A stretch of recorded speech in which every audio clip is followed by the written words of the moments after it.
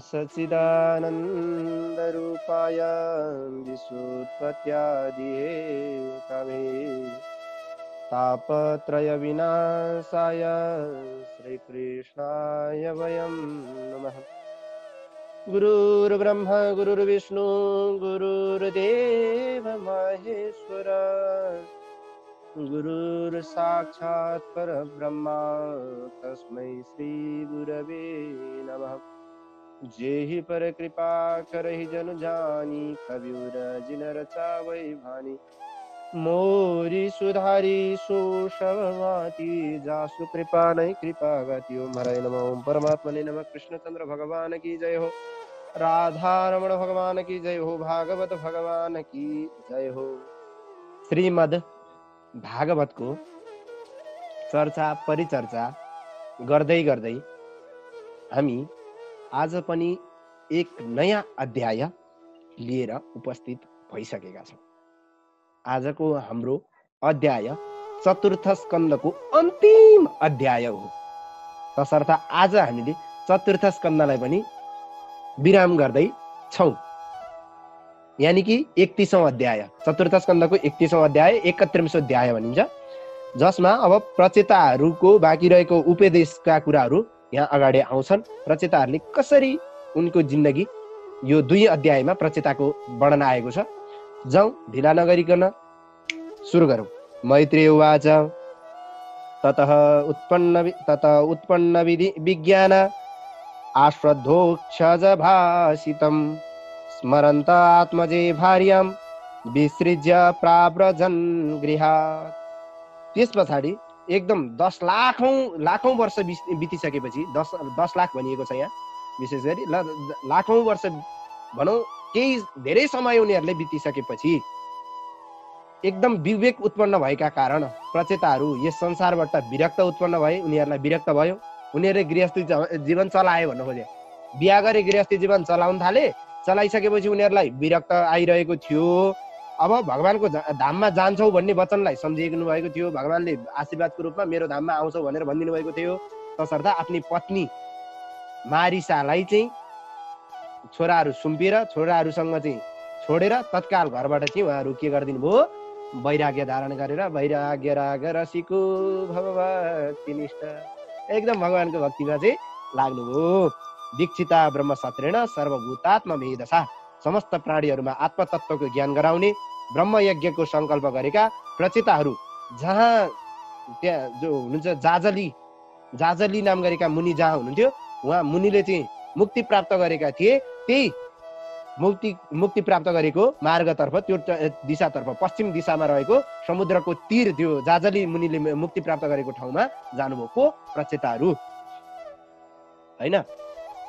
एकदम देवता र दैत्य दुवैका लागि एकदम पूज्य समान रहनु भएको। न देवतासँग कुनै मित्रता छ, न देवतासँग कुनै शत्रुता छ, न दैत्यसँग कुनै मित्रता छ, न दैत्यसँग कुनै शत्रुता छ। त्यस्ता हुनुभएका देवता र दैत्यहरू दुवैजनाले पुजिनु हुनेवाला को नारद ऋषि प्राण मन वचन र दृष्टिलाई चाहिँ बसमा गर्नुभएको छ।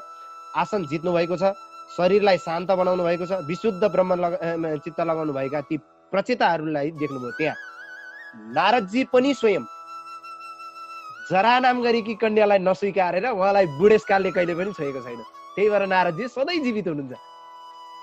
अस्तिको कथामा आएको थियो नारदजीले जरालाई बिहा नगरेको कुरा भन्दा, त्यहाँको अध्यायमा जरालाई बिहा नगरेको भन्नुको मतलब के हो, नारदजीले बुढ्याईलाई नस्वीकारेको, यही कथा भन्नु खोजेको थियो। तसर्थ आज नारदजी, त्यस्ता नारदजी यिनै मन वचन कर्मले चाहिँ भगवानमा एकदम आत्सन जितेर चाहिँ भगवानमा मन लगाएका प्रचेताहरूलाई दर्शन दिन ती जरालाई जितेका नारदजी आउनुभयो। तमागतम उत्थाय, नारदजी आउनुभएको देखेर प्रचेताहरूले उठेर प्रणाम सत्कार गर्नुभयो। यो संस्कार सिक्नुपर्छ तपाईँ हामीले पनि। आफूभन्दा ठुला ज्ञानीजन विद्वानजन आउँदाखेरि उठेर स्वागत सत्कार गर्नुपर्छ भन्ने शिक्षा दिन खोजेको। यो बारम्बार आइरहेको शिक्षाहरूलाई चाहिँ मैले कतिपय अवस्थामा दोहोऱ्याएको छैन, यो पुराणमा पनि आइरहेको छ। देशकाल अनुसार नारदजीको पूजा गर्नुभयो। त्यहाँ जस्तो सम्भव थियो त्यो अनुसार पूजा गर्नुभयो र उहाँसँग चाहिँ भन्न थाल्नुभयो प्रचेताहरूले चाहिँ प्रचेतस उचु स्वागतम ते सुरर्षेद्य दिष्ट्यानो दर्शनम गतः तबः चक्रमणं ब्रह्म नवयाय यथा रवे। एकदम हे देवर्षि नारद, हजुरलाई स्वागत छ। आज हामीहरूको भाग्यले ठुलो दर्शन प्राप्त भएको छ। हे ब्रह्मर्षि, जसरी सूर्यको भ्रमण प्रकाश फैलाउन चारैतिर हिँडिरहन्छ सूर्य, त्यसै गरी चोरहरूबाटको भयभीत हुने संसारलाई चाहिँ उज्यालो बनाएर, राति त चोरहरूको भय हुन्छ, तसर्थ दिवा कालमा सूर्य चाहिँ किन देखाउन चाहन्छ भन्दा त्यो चोरदेखि भय नहोस् भनेर यहाँ चाहिँ दृष्टान्त त्यसरी प्रयोग गरेको। सूर्यले प्रकाशित छर्दै हिँड्छ, त्यसै गरी ज्ञान रूपी प्रकाश छर्दै फैलाउँदै हिँड्नुहुने हजुरको दर्शन मात्रै पनि हाम्रो लागि चाहिँ अभयदान भएको छ।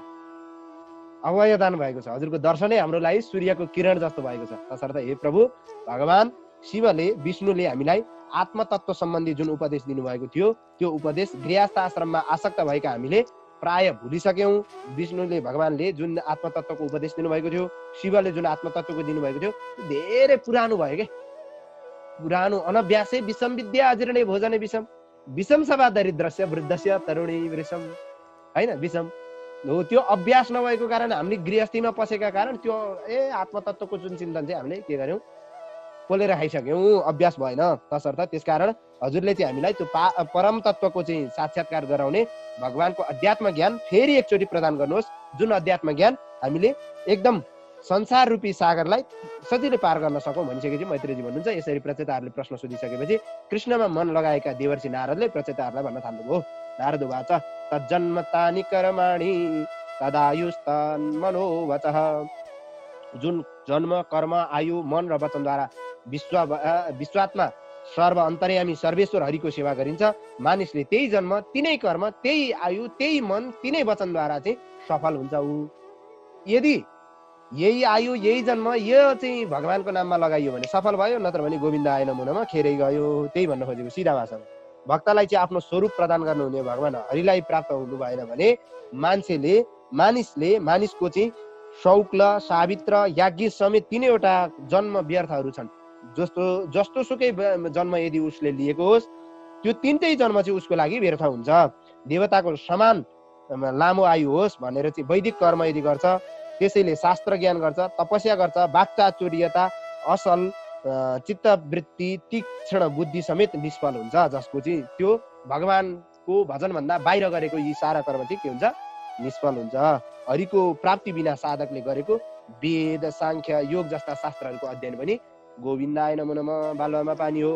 इन्द्रिय पटुता, बल, सामर्थ्यता, सन्यास जस्ता कल्याणकारी साधनहरू पनि निष्फल हुन्छन्। कति बेला भन्दा जति बेला यसमा भगवानको नाममा एकदम श्रद्धा भक्ति गरेर यो सम्पूर्ण कर्महरूमा श्रद्धा भक्तिका साथ कर्म गरिँदैन, तब निष्फल हुन्छन्।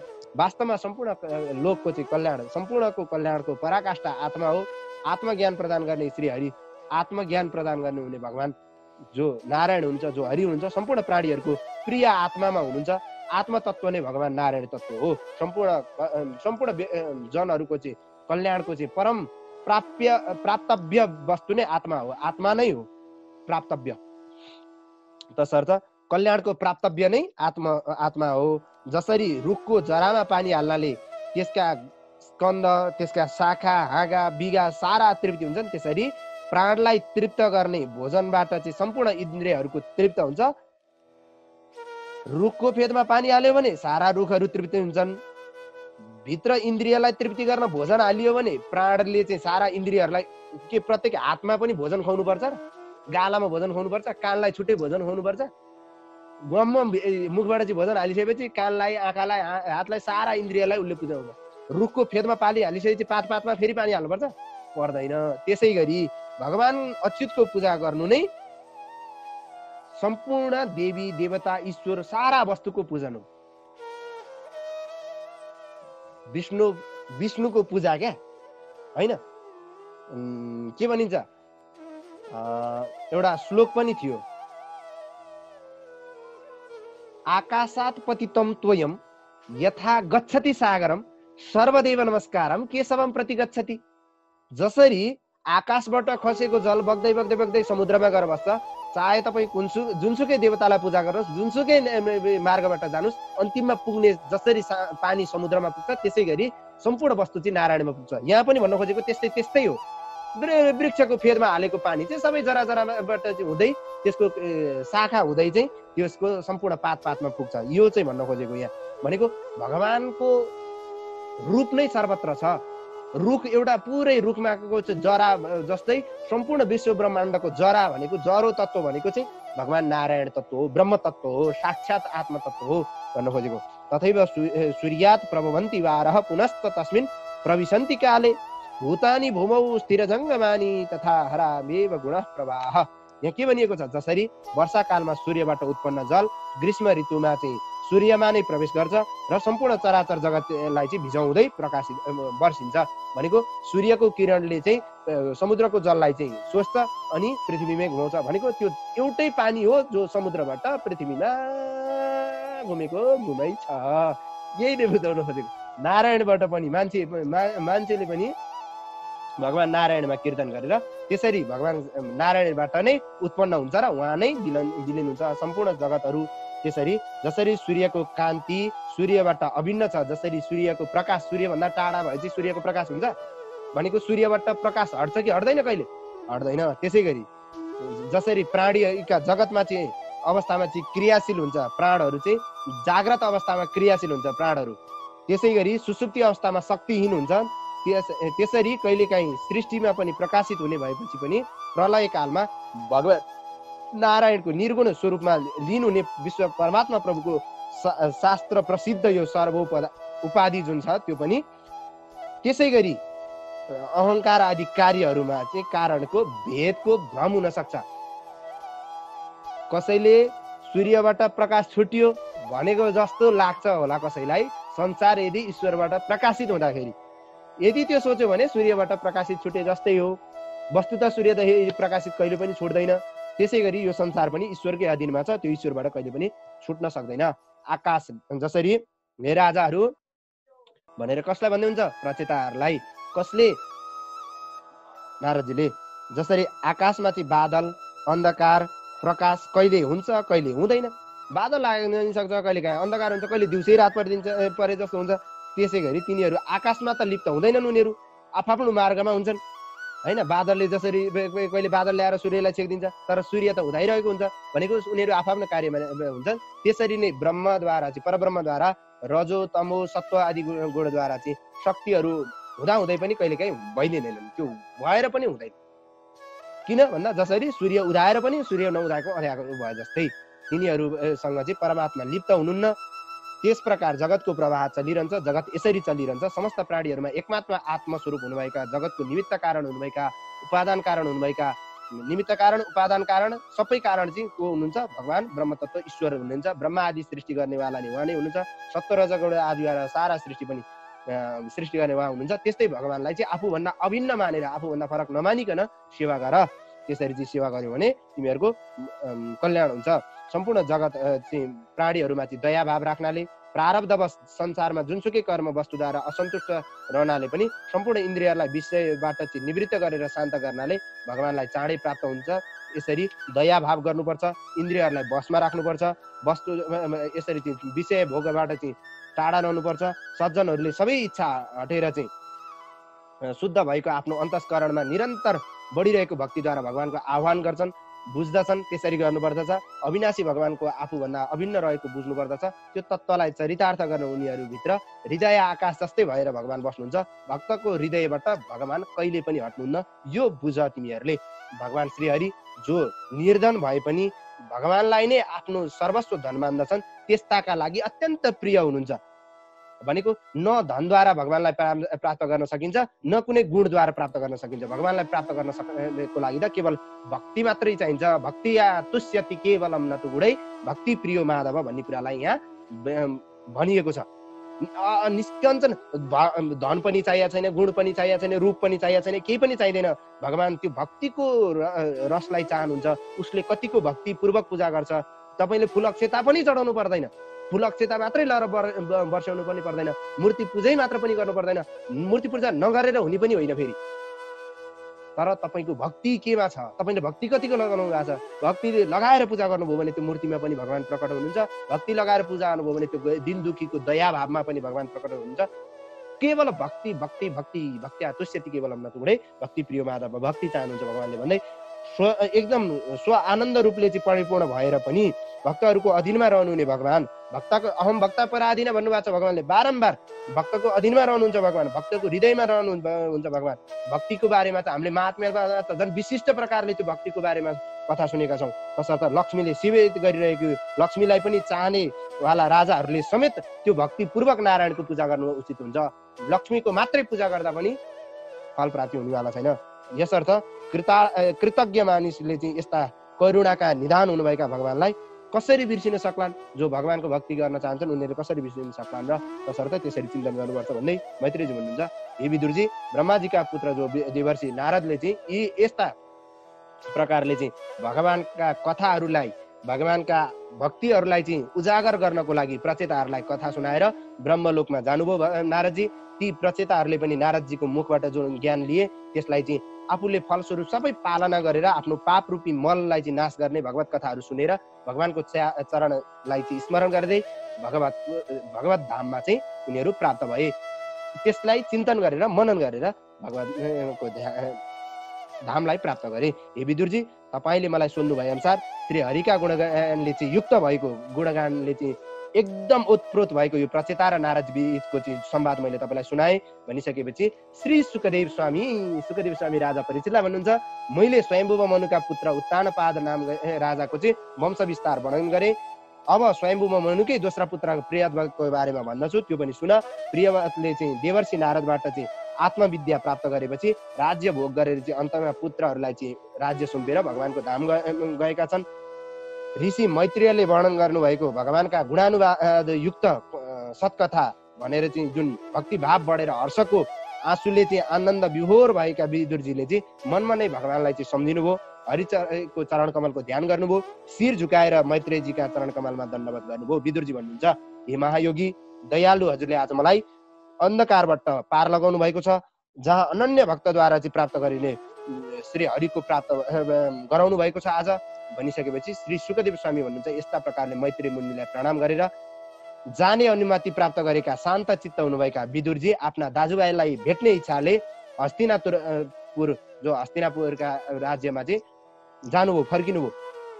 आफ्नो दाजुभाइ बन्धु बान्धवहरू के कस्ता अवस्थामा छन् भन्ने भेट्ने इच्छाले। हे राजा, जसले सम्पूर्ण भगवानमा चाहिँ पूर्ण समर्पित भएर यी प्रचेताहरूको चरित्र, यी भगवानका चरित्रहरूलाई सुन्दछ, उसले दीर्घायु, धन, कीर्ति, कल्याण, सद्गति र ऐश्वर्य प्राप्त नगर्ने भन्ने चान्सै छैन, त्यसले प्राप्त गर्दछ। तसर्थ यहाँ बताउनु खोजेको चरित्रलाई हामीले एउटा विदुर मैत्रेयजीको जुन भगवत कथा चरित्र छ त्यो पनि यहाँ आएर लगभग पूर्णविराम भएको जस्तो देखिन्छ। यहाँ आएर मैत्रेयजीसँग चाहिँ अनुमति माग्नु भएको छ हस्तिनापुर तर्फ जाने, र मैत्रेयजीले अनुमति दिएपछि विदुरजी हस्तिनापुर तर्फ फर्किनु भएको छ। यहाँ सुखदेव स्वामीलाई राजा परीक्षितले सारा चतुर्थ स्कन्धमा चाहिँ प्रचेताहरूको समेत जो प्रियवतका चाहिँ चरित्र जुन छन्, उत्तानपादका चाहिँ छोराको चाहिँ उत्तानपादको चाहिँ वंश विस्तार चाहिँ यहाँ यति चतुर्थ स्कन्धमा पूर्ण 31 अध्यायका साथमा पूर्ण विश्राम गरिएको छ। यहाँसम्म आइपुग्दाखेरि पूर्वार्धका 8वटा अध्याय 1 देखि 8 अध्यायसम्म भगवानका शिव शक्ति संवाद, 8 देखि 12 सम्म ध्रुवका संवाद, त्यहाँ 12 देखि पछाडि त्यहाँ ध्रुवको भाइ उत्तम आदिका वर्णन, त्यस पछाडि त्यहाँ ज्ञान उपदेश, स्वयम्भू मनुका आदिका उपदेश, त्यस पछाडि उत्तानपादको वंशको विस्तार गर्दै पृथु आदिका चरित्र, पृथुसँगै प्राचीनवरीसम्म आइपुग्दा विशेष चरित्र, प्राचीनवरीलाई चाहिँ पुरञ्जनको उपाख्यान विशेष र प्रचेताहरूको कथा समेत गरिएको यो 31 अध्यायसम्म वर्णन गरिएको सम्पूर्ण भगवत परिचर्चाहरू यथामति यथाबुद्धि यो यही पूर्णविराम भएको छ। चतुर्थ स्कन्धलाई हामीले यहाँ आज पूर्णविराम गरेका छौँ। अब आगामी दिनहरूमा हामी पञ्चम स्कन्धका भगवानका अर्का छोरा जो उत्तानपादका अर्का छोरा प्रियवत जो छन्, उत्तानपाद एउटा थिए, उनका दाई प्रियवतको चाहिँ चरित्र हामीले स्वयम्भुव मनुका छोरा जो छन्, जेठा छोरा, उनको चरित्र सुन्नेछौँ भन्दै आजको लागि यथामति यथाबुद्धि यहाँसम्म गरिएका सम्पूर्ण भगवत परिचर्चाहरू सम्पूर्ण भगवत परिचर्चाहरूलाई यथामति यथाबुद्धि पूज्य गुरुवरका चरण कमलमा र भागवत भगवानका चरण कमलमा विश्राम गरौँ। हरिओम तत्सत। पूर्णमदः पूर्णमिदं पूर्णात् पूर्णमुदच्यते पूर्णस्य पूर्णमादाय पूर्णमेवावशिष्यते। सम्पूर्ण चर्चाहरू भगवानले पूर्ण गरिदिनुहोस्। हजुरहरूलाई पनि भगवानको त्यस्तै भक्ति प्राप्त होस्, त्यस्तै कृति प्राप्त होस्। भगवानको भक्तिले गर्दाखेरि अन्तस्करण शुद्ध होस्, भगवान नै प्राप्त होस् भन्ने कामना गर्दै आजको लागि ओम अस्तु परिपूर्णम।